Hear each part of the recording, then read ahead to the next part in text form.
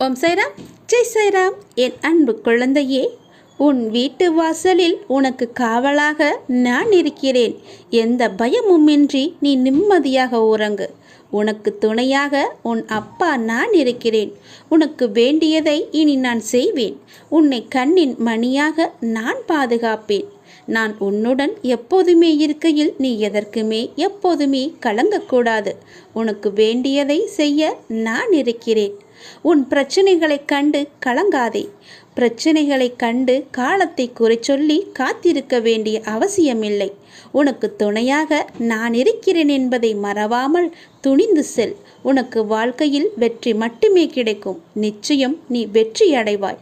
உனக்கான விடியல் கூடிய விரைவிலேயே பிறக்க இருக்கிறது. அதற்கான வேலைகளை நான் துவங்கிவிட்டேன். நீ சந்தோஷமாக இரு. அனைத்தும் இனி உனக்கு நல்லதாகவே நடக்கும். ஒருவருக்கு நாம் செய்யும் நன்மையும் தீமையும் நமக்கும் நம் அடுத்த தலைமுறைக்கும் வரும் என்பதால் எவருக்கும் நீ தீமை செய்திடாமல் நன்மை செய்தால் வாழ்க்கை ஒளிமயமாகும். பிறர் உழைப்பில் ஆதாயம் தேடுவதை விட சொந்த உழைப்பில் கிடைக்கும் வெற்றியே என்றுமே நிலைத்திருக்கும். அடுத்தவர் பொருளுக்கு ஆசை கொள்வதை விட கிடைத்ததை வைத்து கோபுரம் கட்டுபவர்தான் இறைவனின் முழு ஆசையையும் பெற்றவர். நீங்கள் சாய் அப்பாவிடம் மனதார மண்டியிட்டு வேண்டினால் அவர் உங்களுக்காக உங்களுடன் நிற்பார்.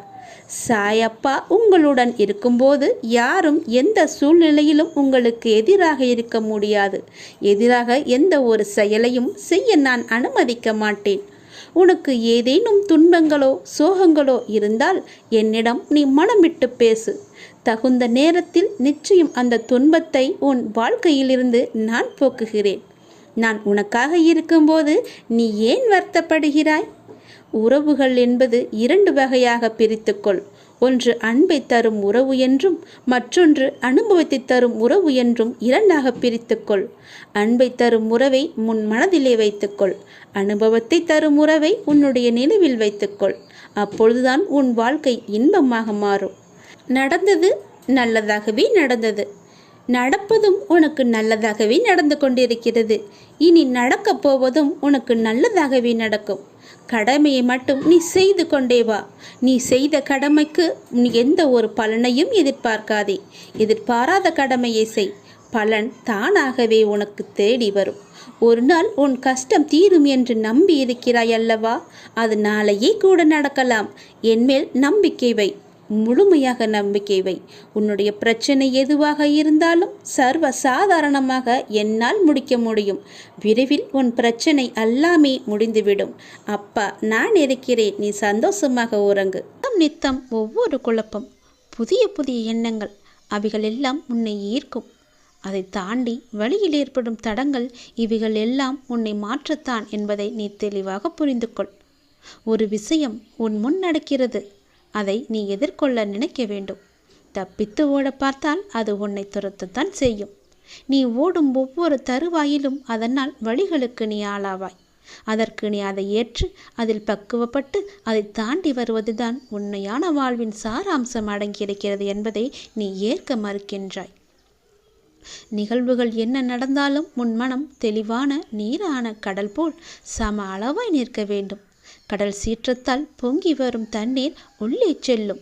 என்றைக்காவது கடல் நீர் வற்றியது என ஒரு நிகழ்வு நடந்திருக்கிறதா என்பதை ஆராய்ந்து பார்த்தால் கிடையாது. 1000 மாற்றங்களை கடந்து வந்த பிறகுதான் கடல் தன்னுடைய சம அளவில் நிலைக்க முடியும். 5 பூதங்களால் ஒன்றாலான கடலுக்கே இந்த பரீட்சை என்றால் 5 புலன்களான மனித உடலில் இருப்பவர்களுக்கு எத்தனை பரீட்சை!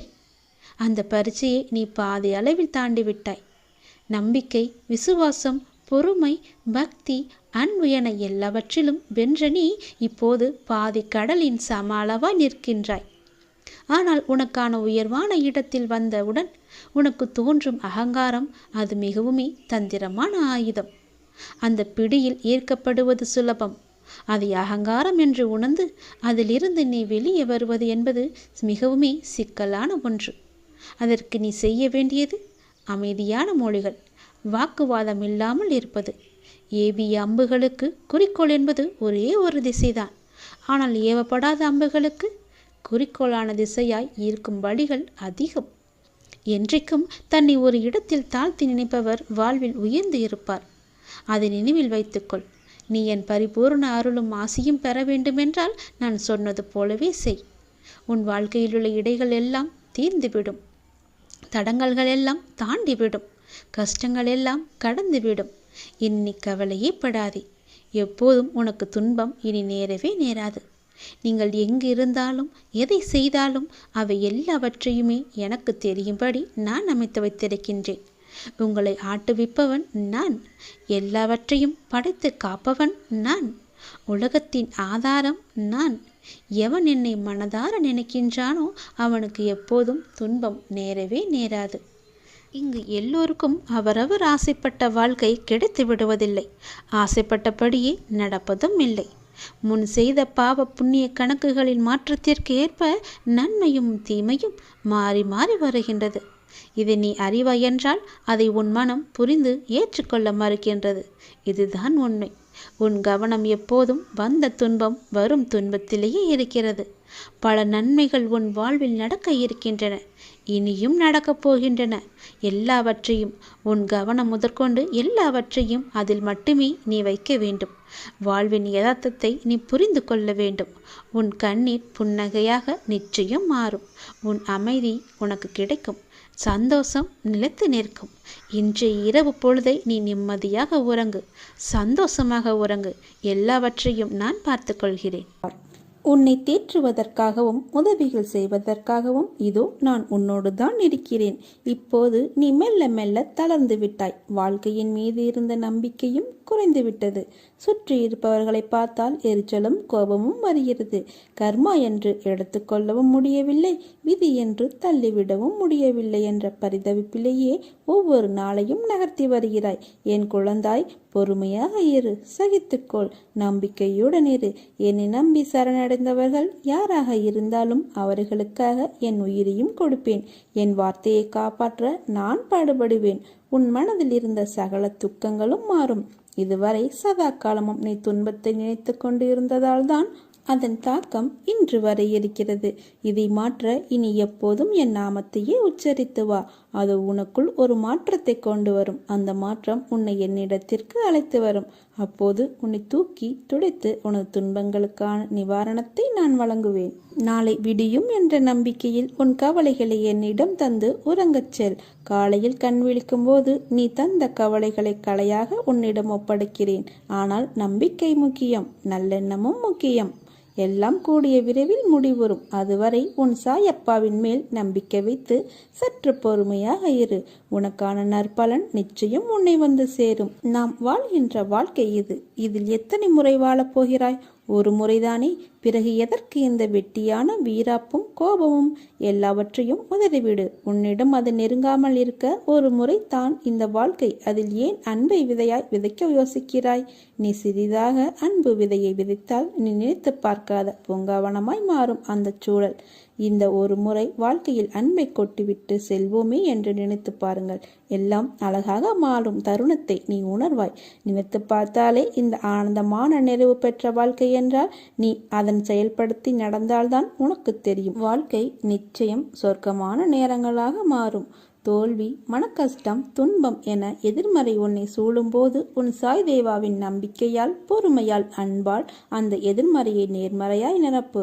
நிச்சயம் எந்த ஒரு கடினமான சூழ்நிலைகளிலிருந்தும் விடுவிக்கப்படுவாய். வாழ்க்கை நிறைவான சூழலில் நிம்மதியாய் வாழ்வதற்கு அதை உன் குறிக்கோளாய் ஏற்றுக்கொள். நிச்சயம் நீ நினைத்து பார்க்காத நிறைவான திருப்தியை பெறுவாய்.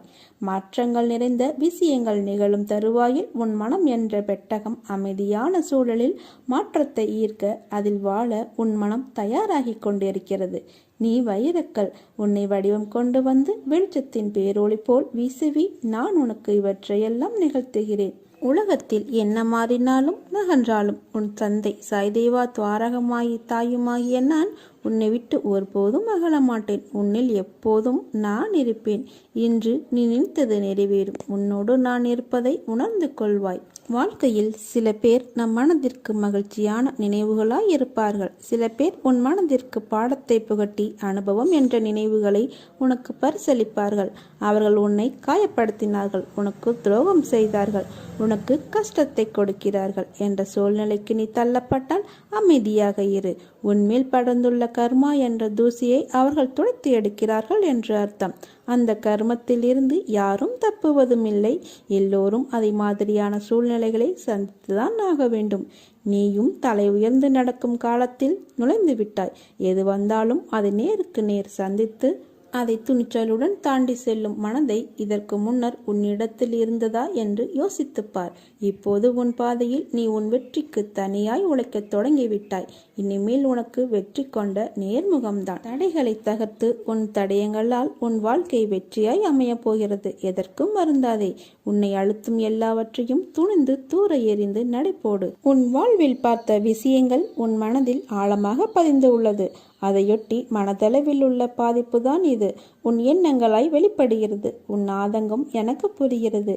உன்னை எப்படி மாற்றிக்கொள்வது, ஏன் இந்த நிலை எனக்கு என உன்னுடைய கண்ணீர் அனைத்திற்கும் என்னுடைய பதில் இருக்கிறது. ஆனால் அவற்றை உண்மையான மனதோடு ஏற்றுக்கொண்டு நடைமுறைக்கு கொண்டு வருவதுதான் உன் பிடிவாத குணம் தெரிகிறது. அது என்றைக்கு மறைகிறதோ அன்று உன்னிடத்தில் ஆசைப்பட்ட அத்தனை மாறுதல்களும் நடக்கும். அதனால் நீ எதற்கும் பயப்படாதே, கலங்காதே. உன்னில் நிச்சயம் வெற்றி என்ற தீபத்தை நான் ஏற்றுவேன். நீ ஜெயமாக நல்ல ஆரோக்கியத்துடன் நீ வாழ்வாய். நீ சகல சௌபாக்கியங்களும் பெற்று நீண்ட ஆயுளுடன் நலமோடு வாழ இந்த சாயின் ஆசி உனக்கு எப்போதும் உண்டு. வாழும் இடம் முக்கியமில்லை, வாழும் விதமே முக்கியமானது. எது வந்தாலும் ஏற்றுக்கொள், எது போனாலும் விட்டுவிடு. ஏனெனில் எல்லா நிகழ்வுகளும் என்னால் நிகழ்த்தப்படுகின்றன. உனக்கு துணையாக நான் இருக்கிறேன். உன் முயற்சி என்றும் வெற்றி பெறும். உன் எதிர்பார்ப்புகள் நிறைவேறும். கலங்க விட மாட்டேன். உனக்கு எப்போது தேவையோ அப்போது கண்டிப்பாக அதை தருவேன். உன்னை ஒருபோதும் கைவிட மாட்டேன். கலங்காதே, அப்பா நான் இருக்கிறேன். நான் பார்த்து கொள்கிறேன். நம்பிக்கையோடு இருங்கள். நீ எதிர்பார்த்த ஆரோக்கியம், நிம்மதி, செல்வம் மற்றும் உறவுகளும் உன்னை தேடி வரும். இனிமேல் நீ நினைத்ததெல்லாம் நடக்கும். நான் உன்னை கைப்பிடித்து நடத்தி கொண்டு போகிறேன். மனமுடைந்து போக வேண்டாம். ஒரு கஷ்டமான நிலைமையை சந்திக்கும் போது மனமுடைந்து போக வேண்டாம். பொறுமையுடன் என்ன நடக்கிறது என்பதை கவனித்த வண்ணம் இருங்கள். ஏனெனில் என்னுடைய பக்தர்களை எப்படியாவது காப்பாற்றுவதே என்னுடைய கடமையாகும். குறுகிய மற்றும் நோக்கமுள்ள வாழ்க்கை பயனற்ற நீண்ட வாழ்க்கையை விட சிறந்தது. வாழ்க்கை என்பது நீர்க்குமிழி போன்றது. ஆனால் பரோபகார நாட்டங்களும் கடவுளிடம் பிரார்த்தனைகளையும் அவரை அடைய நம்மை வழிநடத்தும். இவ்வுலகம் முடிவடையும். ஆனால் கடவுளின் விருப்பம் நித்தியமானது. கடவுளின் கண்ணுக்கு தெரியாத மற்றும் நித்திய சர்வ வளமையுள்ள பிரபஞ்ச சக்தியை தவிர வெளிப்புற அலங்காரங்களை அனைத்தும் தற்காலிகமானவையே. பிறப்பு மற்றும் இறப்பு சுழற்சி தெய்வீக சித்தத்தின் படியே மீண்டும் நிகழ்கிறது. எனவே ஒவ்வொரு தனி மனிதனும் ஒரு நோக்கமுள்ள வாழ்க்கையை நடத்த வேண்டும். அனைவரையும் நேசிக்க வேண்டும் மற்றும் கடவுள் சிந்தனைகளில் நேரத்தை செலவிட வேண்டும். அண்டை வீட்டாரை நேசிப்பது புண்ணியம், பிறருக்கு தீங்கு செய்வது பாவம் என்பது வேதத்தில் ஒருவர் காணும் செய்தி. சீதையை காப்பாற்றும் முயற்சியில் பறவை ஜடாயு ராவணனுடன் போரிட்டு தன் உயிரை தியாகம் செய்தது. ராவணன் நீண்ட காலம் வாழ்ந்தாலும் ஒரு பயங்கரமான முடிவை சந்தித்தான். ஜடாயுவின் குறுகிய கால வாழ்க்கை நீண்ட பயனற்ற வாழ்க்கையை வாழ்வதை விட ஒரு சிறந்த காரணத்திற்காக சுய தியாகத்தின் உன்னத வாழ்க்கைக்கு ஒரு எடுத்துக்காட்டு. நாம் செய்யும் சிறிதளவு சேவை கடவுளின் பார்வையில் விலை மதிப்பற்றதாக இருக்கும். பயனற்ற நீண்ட ஆயுளை காட்டிலும் குறுகிய கால நோக்கமுள்ள வாழ்க்கை மிக சிறந்தது. ஒருவர் வாழ்ந்த ஆண்டுகளை கணக்கிடக்கூடாது, ஆனால் அந்த ஆண்டுகள் எப்படி கழிந்தன என்று பார். தேவைப்படுபவர்களுக்கு சேவை செய்வது மற்றும் அனைவருக்கும் ஒருவருக்காக இரக்கம் காட்டுவது நம்மை கடவுளிடம் இன்னும் நெருக்கமாக இழுக்கும். நீண்ட காலம் வாழும் வாழ்க்கையை விட அன்னம் போல சிறிது காலம் வாழ்வதே மேல். மிக பெரிய இடையூறுகள் கூட நிலையான பக்தியால் கடக்கப்பட்டுவிடும். ஆன்மீக செல்வம் தடை செய்யப்பட்ட பலம் அல்ல, அதற்கு நாம் பாடுபட வேண்டும். இது இடைவிடாத ஆன்மீக பயிற்சி. ஒரே மனப்பான்மை மற்றும் அமைதியான அமைதி தேவை. கடவுள் உணர்வுள்ள மனம் ஆன்மீக பொக்கிஷத்தை பெறுகிறது. நமது ஆன்மீக பயிற்சி தீவிரமடைகையில் கூழாங்கற்களை போன்ற பிரச்சனைகள் அற்புதமான மழைகளாக வளர்கின்றன. ஆனால் பாபாவின் மீதான நம்பிக்கை வலுப்பெறும் போது மலை சார்ந்த பிரச்சனைகள் கூட சாயி அருளினால் சூரிய ஒளியில் கரைந்து ஆன்மீக பாதையில் தடைகள் இல்லாமல் போகும். இரைச்சல் நிறைந்த சூழலில் பாபாவை தியானிப்பது ஆரம்பத்தில் கடினமாக இருக்கலாம். எனவே ஒதுங்கிய இடத்தை தேர்வு செய்யலாம். நீங்கள் பாபாவை பற்றி தியானித்து அதன் பயிற்சியில் முன்னேறும் போது பாபா உங்கள் இதய கோவிலில் வெள்ளி சிம்மாசனத்தில் அமர்ந்து விடுகிறார். உங்கள் மனம் இன்பம், துன்பம், லாபம், நஷ்டம் ஆகிய அனைத்தையும் பற்றி கொண்டு புரிந்து கொண்டு பாராட்டுவார் பாபா. ஆன்மீக துறையில் நமது முன்னேற்றம் மிக குறைவாகவே உள்ளது. நாம் பலவீனமானவர்கள் மற்றும் பலவீனமானவர்கள் என்று பாடம் கற்போம். தளராத நம்பிக்கையும் கேள்விக்கு இடமில்லாத கீழ்ப்படிதலும் பாபாவின் அருளை பெறுகின்றன. அவர் நம் இதயத்தில் வசிப்பதால் அவருடைய தெய்வீக அன்பும் அருளும் கவனிப்பும் நமக்கு எப்போதும் கிடைக்கும். பாபா நம்பிக்கை மற்றும் உதவியின் மழையாக நிற்கும் போது, ஒவ்வொரு அடியிலும் நம்மை காத்து வழிநடத்தி செல்லும் போது பிரச்சனைகளின் மலைகள் ஒன்றுமில்லாமல் மறைந்துவிடும். பாபாவின் அருளினால் மாயஜால ஸ்பர்சத்தால் ஒவ்வொரு தடைகளும் தானே நீங்கிவிடும். நமக்கு இன்று உள்ள பிரச்சனைகளை விட நமக்கு ஏற்படுகின்ற குழப்பங்கள் தான் அதிகம். இந்த குழப்பத்திற்கு காரணம் ஒவ்வொரு நாளும் நமக்கு கிடைக்கின்ற வாய்ப்புகள், நாம் அறிமுகமாகிற புதிய சூழல்கள். இது நல்லதா அது நல்லதா என யோசித்து குழம்புகிறோமே தவிர சரியான முடிவு எடுக்க முடியாமல் திணறிக் கொண்டே இருக்கிறோம். இந்த நிலையில் இருக்கிற உன்னை சரியான இடத்திற்கு நான் அழைத்துச் செல்வேன். பிறந்த குழந்தை வெளிச்சத்தை பார்க்க கண் கூசுகிறது என்பதற்காக கண்களை மூடிக்கொண்டே இருந்தால் உலகத்தை பார்க்கவே முடியாமல் போய்விடும். நடக்கும் போது விழுந்து விடுவோம் என பயந்து அடுத்தே கிடந்தால் வாழ்க்கையில் அக்குழந்தையால் நடக்க முடியாமல் போய்விடும். குழந்தையாய் இருந்த போதே நீ உலகத்தை உற்று பார்த்தாய். அந்த பழக்கத்தால் இப்போது உன்னால் தெளிவாக பார்க்க முடிகிறது. கால்களில் சக்தி இல்லாத போதே நடக்க பழகினாள். அதனால் இப்போது மான் போல் துள்ளி குதித்து ஓடுகிறாய். அறியா பருவ காலத்தில் உன் சக்திக்கு மீறிய விஷயங்களை தைரியமாக எதிர்கொண்டதைப் போலவே இப்போது எதிர்காலத்தை பற்றி அறியாத நிலையில் உள்ள போதும் தைரியமாக எதிர்கொள்ள வேண்டும். முன்பிருந்த அதே தைரியத்தை வளர்த்து கொண்டு பிரச்சனையை எதிர்கொள்ள முடியும். தொடர்ந்து முன்னேறு. எங்கு போனாலும் நம்பிக்கையையும் திடமான அர்ப்பணிப்பும் இருந்தால்தான் நினைத்ததை சாதிக்க நம்மால் முடியும். நீ நிச்சயம் முன்னேறுவாய். உன் மனதில் எதிர்காலத்தை பற்றிய பயம் இருந்தால் இன்றோடு தூக்கி எறிந்து விடு. என்னை நினை, என்னை பொறுமையோடு நம்பு. பயமில்லாமல் உன் ஆரோக்கியமான முன்னேற்றத்திற்கு வித்தாக அமையும் வார்த்தைகள் தான் அவை. உன் கனவுகளை உனக்கு பொக்கிஷமாக கொடுக்க முடியும். என் மேல் நீ கொண்ட நம்பிக்கையும் பொறுமையும் உன்னை எப்போதும் காவலாய் காக்கும். நான் உங்களை மறக்க இயலாது.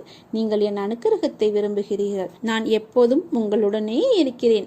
மனிதர்கள் உன்னை தனித்து விடும்போது உடைந்து போகாதே. நீ நினைக்காத இடத்திலிருந்து நான் உனக்கு உதவிகளை கொண்டு வருவேன். கலங்காதே. அப்பா நான் இருக்கிறேன். நம்பிக்கையோடு காத்திரு. எல்லாம் நல்லதே நடக்கும். சாய்ராம் என்று யாரெல்லாம் அழைக்கிறார்களோ அங்கெல்லாம் நான் வந்து விடுவேன். பாபாவின் பெயரை சொல்லி அவரின் புகைப்படத்துக்கு தீப தூப ஆராதனைகள் செலுத்தி கொஞ்சம் இனிப்பு படைத்து அக்கம் பக்கத்தார்க்கு வழங்குங்கள். அவர் வாழ்க்கையே இனிக்க செய்வார்.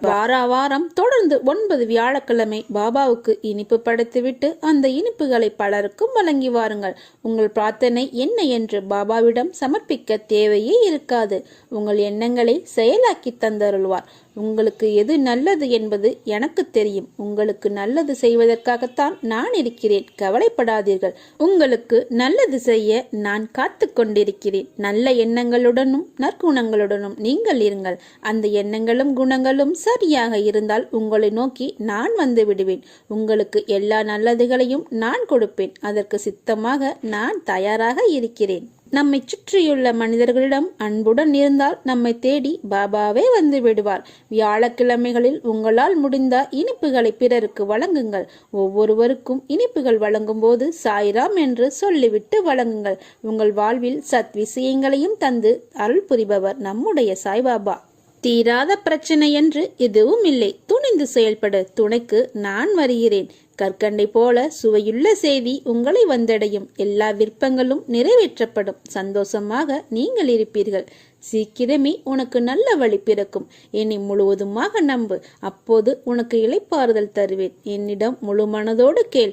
என்னிடம் உள்ள அனைத்தையும் நான் உனக்கு தருவேன். சோதனையும் வேதனையும் உன்னை சோர்ந்து போக செய்வதற்கு வருவதில்லை. போதனை செய்வதற்காகவே வருகின்றன.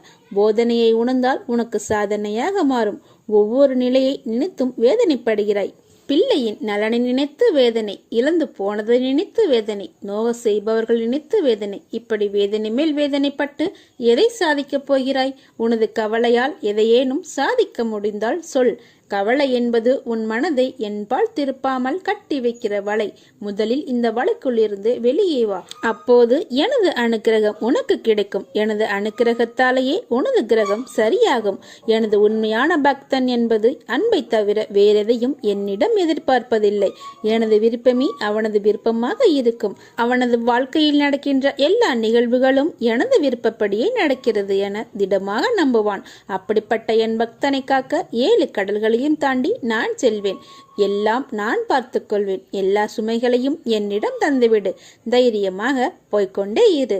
வருத்தத்தை விட்டு பொறுமையாக உனக்கான இலக்கை நோக்கி போய்கொண்டே இரு.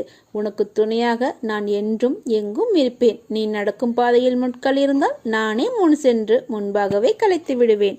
இந்த பிரபஞ்சத்தில் நிலையுள்ளது நிலை இல்லாதது என ஒன்று இருக்கிறது. இதுதான் உண்மை என உணரப்படும் உண்மையான சத்தியம் என்ற உணர்வுகள் மட்டுமே நிலையுள்ளது.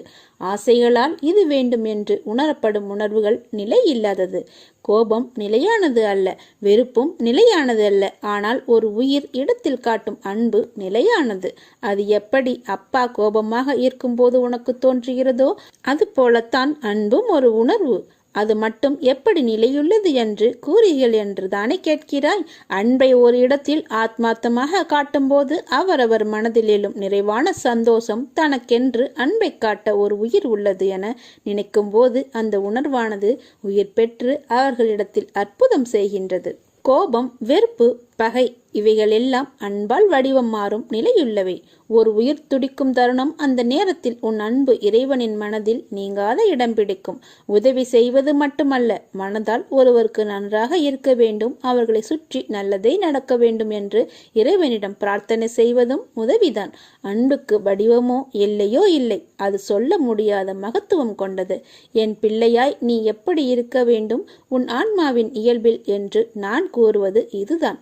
உன் மனதில் ஒரு நம்பிக்கை பிறந்தது அல்லவா? சந்தோஷம் வெளியிலிருந்து உணர்வது இல்லை, உன்னுள் தான் இருக்கிறது என்று உணர்ந்தாய் அல்லவா?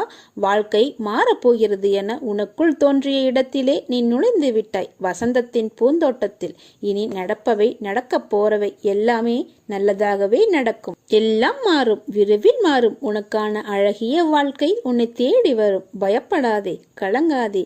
நீ நன்றாக இருப்பாய். நீ என் பரிபூர்ண அருளும் அன்பும் பெற்ற என் செல்ல பிள்ளை. நீ என்னை வழிபட ஆரம்பித்தது நான் உனக்கு துணையாக வந்ததால் தான். இது தெரியாமல் இன்னும் என்னை தேடிக்கொண்டிருப்பது எதற்காக? நான் உன்னுடன் தான் இருக்கிறேன். எல்லாம் நல்லதே நடக்கும். ஓம் சாய்ராம்.